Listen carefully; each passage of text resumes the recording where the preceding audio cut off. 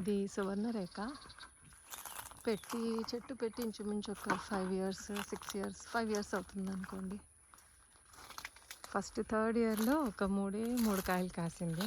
సువర్ణరేఖ అని అర్థమయ్యింది. మొత్తం తోటలో ఇది ఒకటే చెట్టు ఉంది. స్వీట్ చాలా బాగుంటుంది అని అన్నారు. మేము ఎప్పుడూ పెద్దగా తినలేదు. అండ్ కొంతమంది దీంతో ఆవకాయ కూడా పెట్టుకుంటారంట. థర్డ్ ఇయర్లో ఒక 3 కాయలు, అప్పుడు సువర్ణరేఖ అని అర్థమైంది. తర్వాత ఫోర్త్ ఇయర్లో కూడా జస్ట్ ఒక 3-4 కాయలు కాస్తాయి. కోతులు తినేసాయి అప్పుడు. ఫస్ట్ ఇయర్ అంటే కొంచెం ఇప్పుడు ఈ 5th ఇయర్లో కొద్దిగా కాయ కనిపిస్తుంది. ఇది యాక్చువల్గా అంటు చెట్టు కాదని అన్నారు.